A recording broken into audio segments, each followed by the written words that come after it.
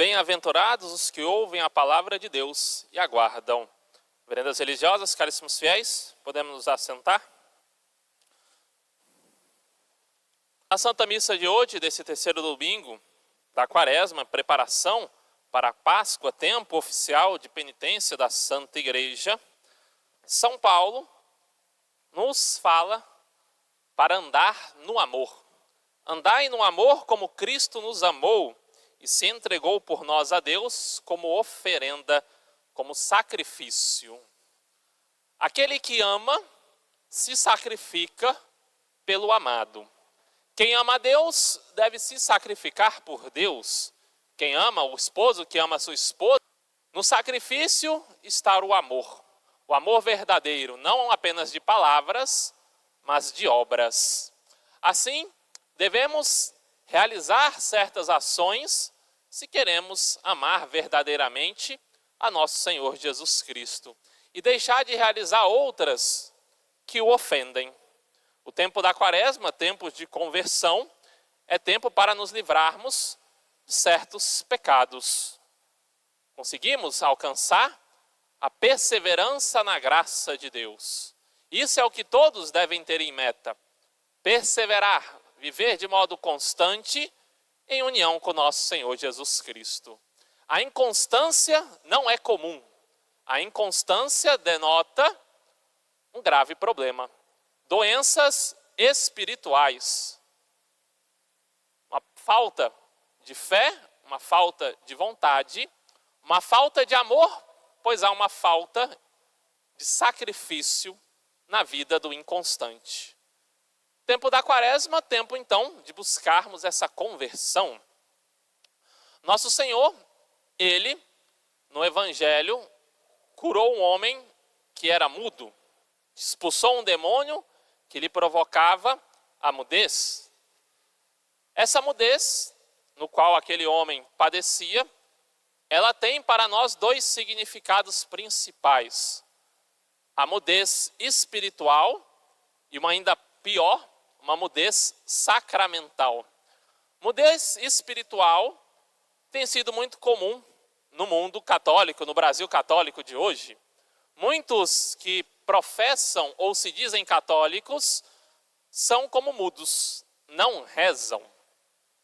É como que um demônio os tentasse para terem uma preguiça espiritual.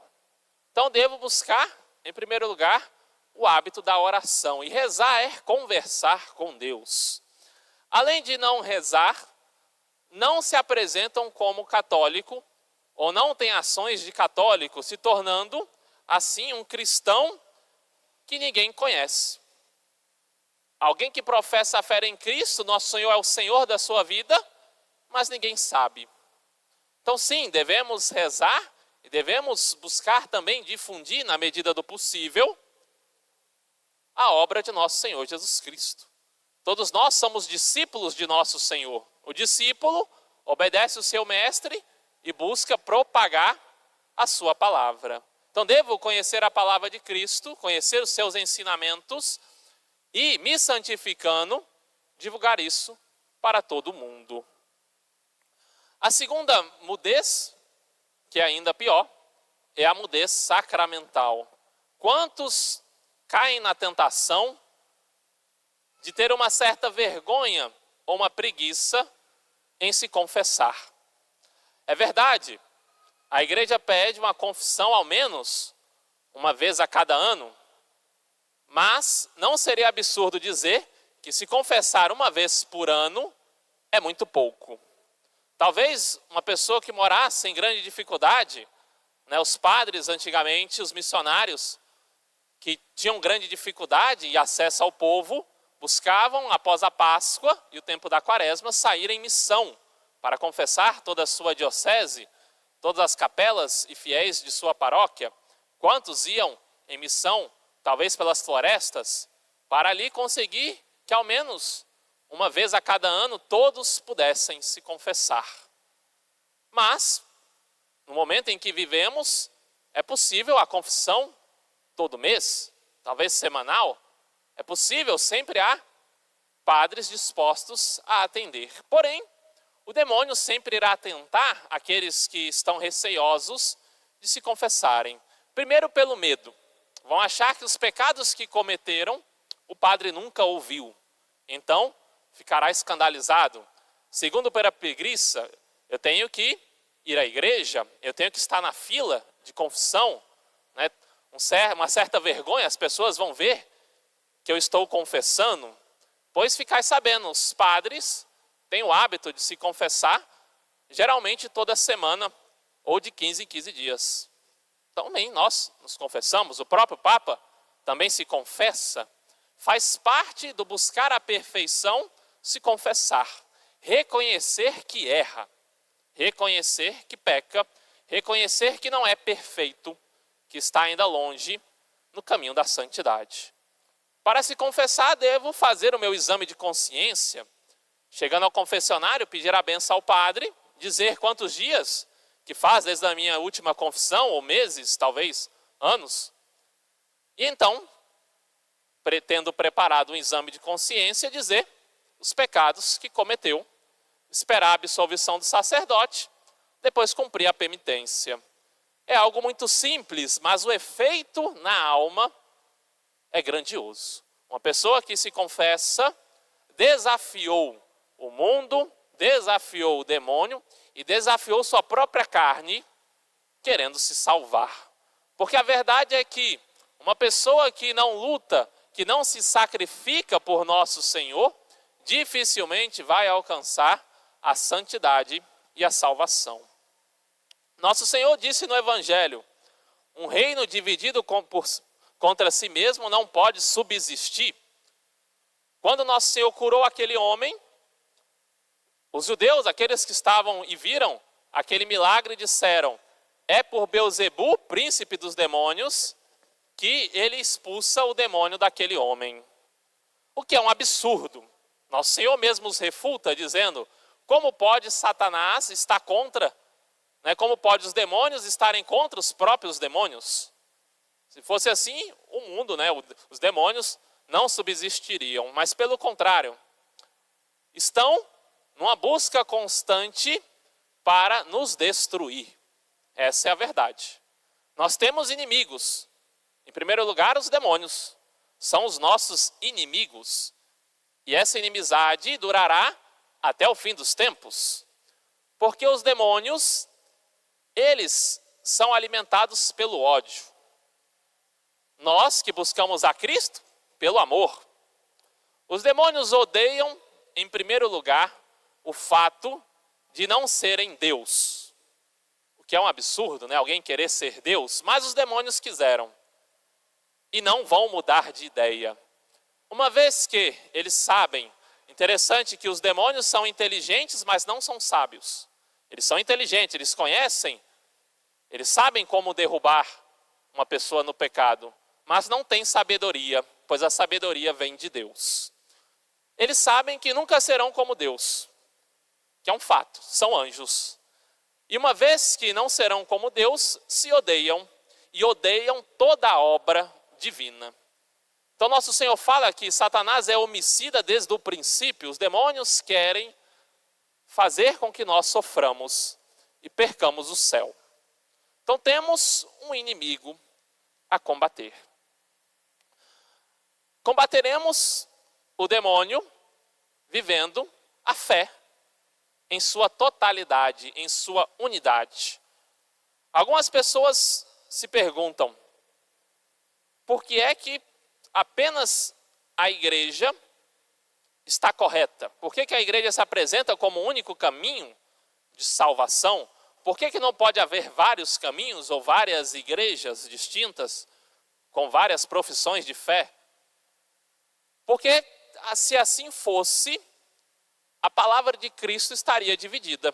O reino de Deus, e nosso Senhor fala: se eu expulso os demônios pelo dedo de Deus, chegou até vós o reino dos céus.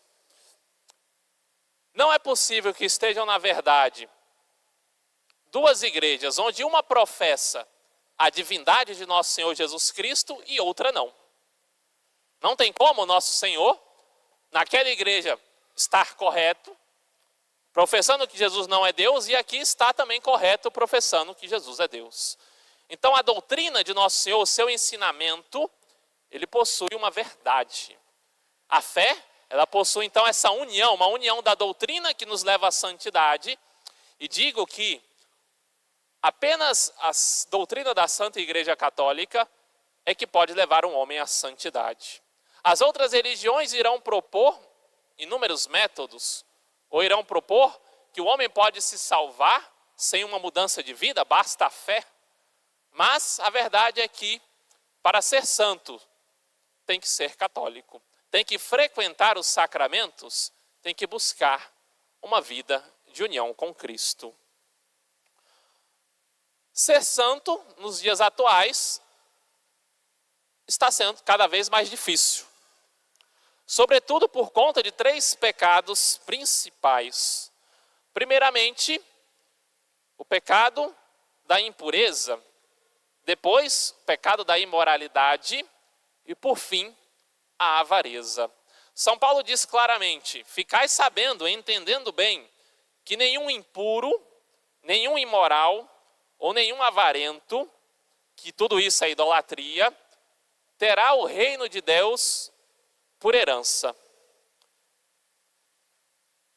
O mundo está cada vez mais na imoralidade, cada vez mais na impureza e cada vez mais na avareza.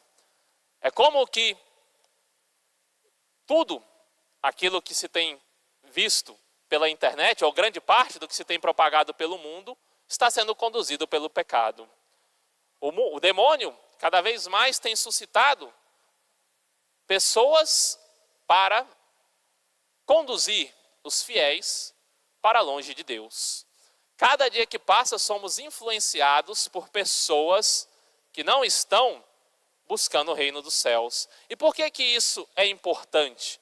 Não tem como eu seguir, compartilhar, gostar e consumir conteúdos de pessoas que ensinam o pecado sem ser eu influenciado por isso? Não tem como.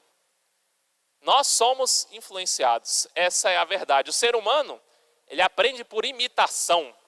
Vão dizer os filósofos e psicólogos, né? Pela mimesis, nós imitamos. Desde criança passamos a imitar. E nosso intelecto, ele aprende através, né, da apreensão das coisas e coloca tudo isso na memória.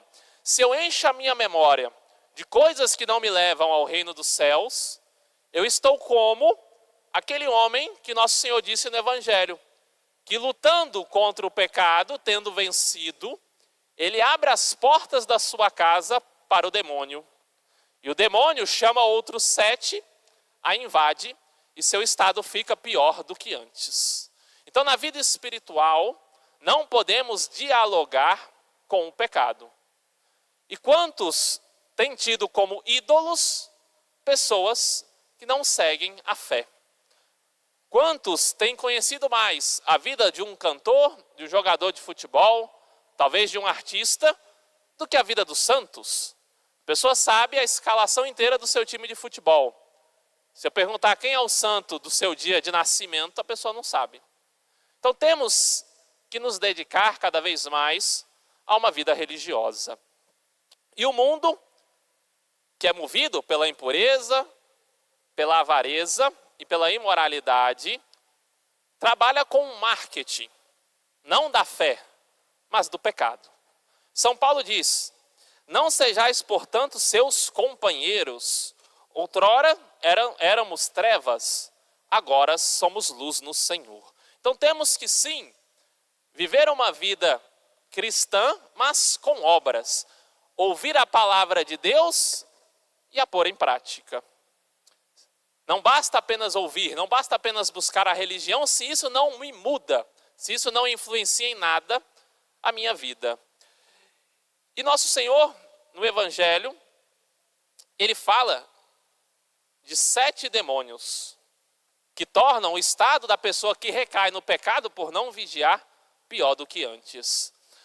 Os 7 pecados capitais, que são os pecados que conduzem aos pecados graves, às tentações, as 3 primeiras conduzem ao orgulho, à soberba, à inveja e à ira. E as outras 4 estão interligadas para a impureza. Por que que tantas pessoas que lutam para viver uma vida pura não estão conseguindo? Qual é o demônio que os tenta e por que que elas não vencem? É porque quando começam a lutar, acham que venceram e abrem as portas para o demônio. Caem e começam a consentir nos pecados, primeiramente da preguiça ou da mudez espiritual, deixam de rezar. Depois, caem no pecado ou na tentação da avareza, colocam a sua intenção nos bens materiais, esquecem dos bens espirituais. E a avareza está ligada à preguiça e também está ligada à gula e à luxúria. Então a preguiça, a avareza, a gula e a luxúria são os meios pelos quais os demônios têm tentado as pessoas para que essas não perseverem na graça de Deus. Então, se eu quero viver uma vida pura, eu tenho que vencer a gula. Se eu quero viver uma vida na santa pureza e na graça de Deus, eu tenho que vencer a preguiça. Se eu quero perseverar na graça e cada vez rezar mais, buscar ter uma vida espiritual mais profunda, eu tenho que vencer os pensamentos de luxúria, as tentações. Muitas vezes as pessoas querem avançar nas tentações até onde é pecado. É uma negociação. E São Paulo diz, não sejais seus companheiros. Diante de tudo isso, nós temos, por fim, o exemplo de Nossa Senhora. Nosso Senhor, então, após fazer essa pregação, uma mulher encantada com a verdade de nosso Senhor Jesus Cristo disse, bem-aventurado aquela que te trouxe no ventre e te amamentou. E nosso Senhor como que corta essa resposta dizendo, antes bem-aventurados os que ouvem a palavra de Deus e a põem em prática. Aparentemente, nosso Senhor, ele deu uma resposta para a mulher, de modo que ele exalta Nossa Senhora. Alguns vão achar que não, mas sim. Quando nosso Senhor diz, bem-aventurados que ouvem a palavra de Deus e a põem em prática, nosso Senhor está se referindo, em primeiro lugar, à Santíssima Virgem Maria. Ela recebeu a graça de ser mãe de Deus e deu à luz ao Filho de Deus por conta da sua santidade. Ela perseverou na graça. Ela, ouvindo a palavra de Deus, colocou em prática. Por isso, caríssimos fiéis, nessa Santa Quaresma que estamos fazendo, busquemos não dar abertura às tentações. Ofereçamos ao Senhor sacrifícios e, de modo especial, sacrifiquemos aquilo que tem sido na minha vida a fonte do pecado, para que eu possa, liberto das cadeias das tentações, viver uma vida na santidade. Louvado seja nosso Senhor Jesus Cristo. Para sempre seja louvado.